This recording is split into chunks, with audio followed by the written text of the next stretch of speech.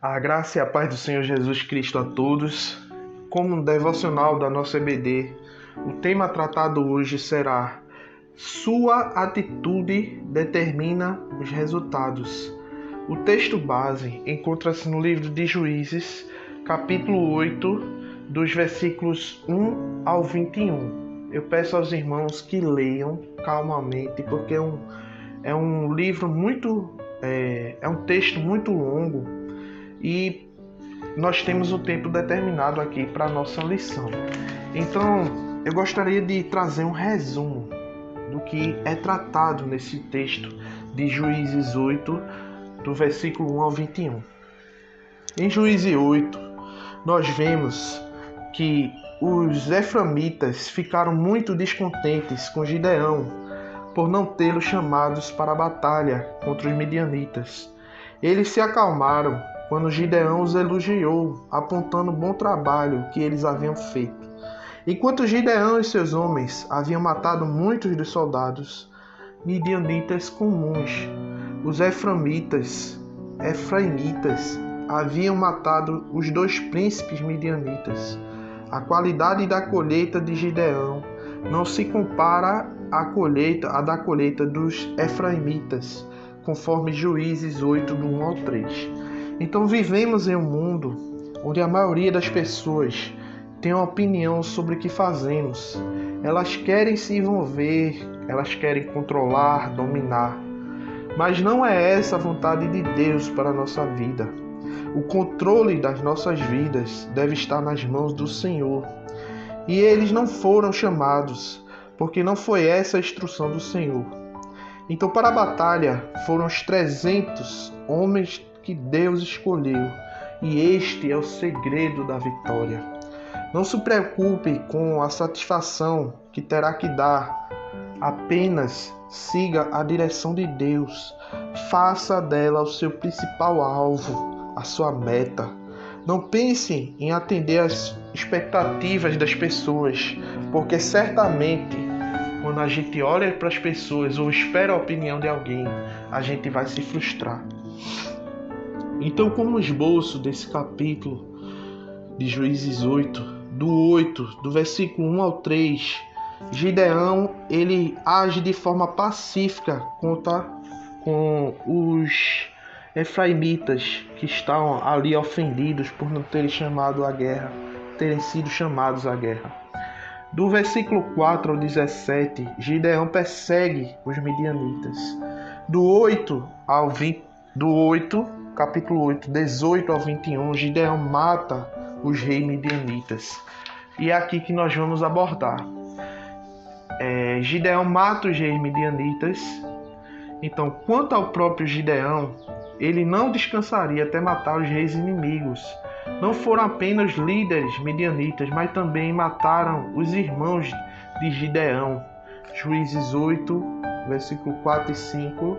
Você pode conferir os versículos 18 e 19. Eles mataram os irmãos de Gideão. Então os líderes dessas cidades a leste da Jordânia duvidaram que Gideão fosse bem sucedido e se recusavam a fornecer suprimentos necessários para seu exército. Eles temiam que ajudassem a Gideão e os midianitas retornariam mais tarde e os puniriam. Então Gideão prometeu que se eles não ajudassem ele os puniria, conforme Juízes 8, do versículo 6 ao 9. Embora em muito menor número, Gideão perseguiu os 2 reis e os capturou. E ao retornar da batalha, ele puniu os líderes das cidades israelitas que se recusaram a ajudar ele antes.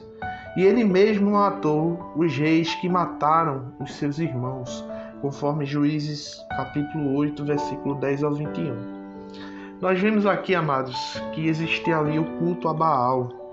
A essa altura havia um sentimento generalizado entre os israelitas de que deveriam ser como as nações ao redor e ter um rei cujo governo passaria depois dos seus descendentes. Então Gideão, ele é chamado a ser rei. Gideão, ele recusa o convite, salientando que o Senhor era o rei deles, conforme Juízes 22, versículos 22 ao 23, no capítulo 8, conforme estamos estudando.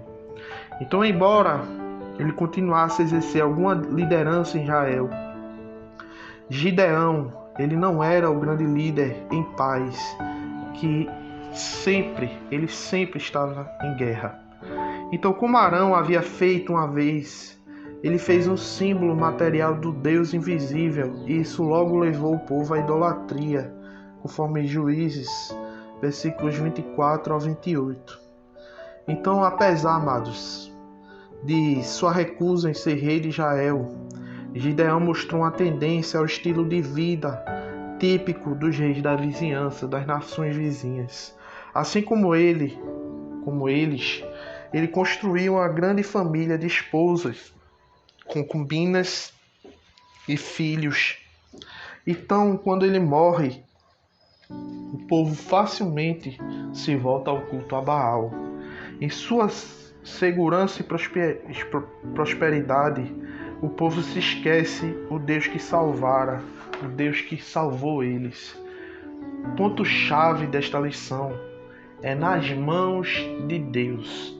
Depois que viram a grande vitória que o Senhor Deus deu a eles, Deus dá uma vitória a Israel por meio de Gideão, e eles foram convidados para ser o líder deles. Mas Gideão rejeita o pedido e dizendo a eles que o Senhor sobre vós dominará.